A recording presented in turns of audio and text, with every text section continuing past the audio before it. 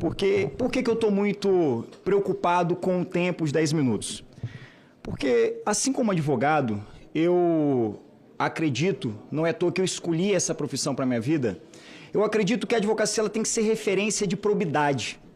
O advogado ele não tem que ser exposto em páginas policiais, ele não pode, não tem que usar suas prerrogativas para fins de dificultar investigações que buscam acesso à justiça e fazer justiça. O que está em jogo aqui, senhoras e senhores, é o direito de um aposentado receber a sua aposentadoria sem que ninguém possa lhe roubar. E roubar sem que ele possa sequer se defender, porque foi o que aconteceu. E eu não quero, nesses 10 minutos que tenho, Nelson, fazer discurso político. Tenho muito orgulho de estar na política, mas aqui você não verá em mim um discurso ideológico, um discurso partidário, mas uma preocupação com a nossa profissão, com a advocacia. Antes do relator, você fez um discurso que me parecia até uma apresentação de um coach. Com todo respeito, não é uma agressão, não é uma ironia. Você afirmou que tem uma vida dedicada à honestidade, à probidade, tem uma vida dedicada e uma história muito bonita para inspirar os mais jovens, para inspirar não só os jovens advogados. E aqui a gente tem 10 minutos para que você, Nelson Williams, possa dizer qual Nelson Williams está aqui. O Nelson Williams que afirma ter uma carreira bem-sucedida, o Nelson Williams que afirma ser honesto, afirma valores da verdade, que honra a sua família, que honra a sua história, que honra aqueles que acreditam em ti. Ou é o Nelson Williams que está tentando fugir de uma investigação, o Nelson Williams que está tentando esconder a verdade. Porque como você aqui chega, mesmo quando advogado, sabe que tem o direito de permanecer calado, tem o direito constitucional de não constituir prova contra si, quando você não assume o compromisso de falar a verdade, isso é muito grave, Nelson. É muito grave quando você aqui assume o compromisso de ficar calado e não assume o compromisso de falar a verdade, isso é gravíssimo. Você tem menos de 10 minutos para mudar essa história. Porque caso permaneça sem assumir o compromisso de falar a verdade, daqui para frente, você vai ser conhecido não como Nelson Williams, que constitui um patrimônio dentro da riqueza, da probidade e dos bons valores, mas o Nelson Williams que se nega a falar a verdade quando a verdade não pode ser calada. Que advogado é esse? Que inspiração é essa? E é por isso que eu pergunto mais uma vez e quero ouvir sua resposta. Nelson Williams, você assume aqui conosco o compromisso de falar a verdade, sim ou não? Deputado Duarte Júnior, eu respeito a sua opinião. Eu não posso, muitas vezes, influir na sua opinião, mas eu sei quem eu sou, eu conheço a minha história, e o que eu posso lhe dizer é, eu não tenho nada a ver com as fraudes objetos da investigação desta CPMI. É isso que eu tenho para lhe dizer. Eu compreendo, Nelson, e muito respeitosamente. Eu compreendo, inclusive, que sobre esse fato você possa permanecer calado. Até para não constituir prova contra si, é um direito fundamental. Você é advogado assim como eu, você sabe que esse direito está na Constituição e lhe assiste.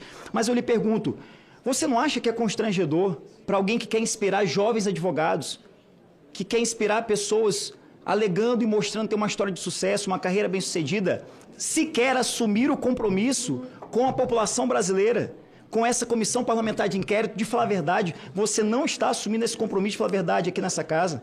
É isso que eu estou questionando. Por que não assumir esse compromisso de falar a verdade? Mas eu já disse a verdade. Eu já disse a verdade.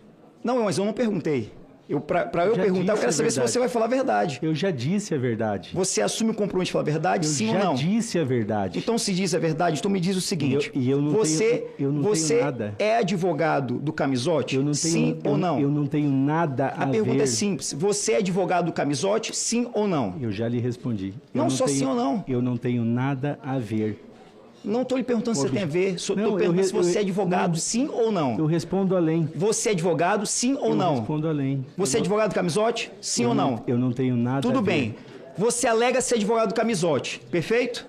Mas é estranho porque apesar de alegar ser advogado do Camisote, eu não encontrei no PJE, eu não encontrei nenhum processo judicial assinado, você, Nelson, advogado, patrocinando os interesses do Camisote. Que advogado é esse que não tem uma procuração, que não tem um processo judicial advogando pro Camisote? Mas, perfeito. Vamos supor que você fez processos administrativos, consultorias, pareceres. Eu não vi nenhum. Mas vamos supor que existam pareceres, porque eu sou advogado e sei que advogado pode atuar na esfera judicial e na esfera administrativa. E eu pergunto, foram esses processos administrativos, consultorias, que lhe deram o direito de receber mais de 4 bilhões de reais e ter essas transações com o Nelson Williams? Sim ou não?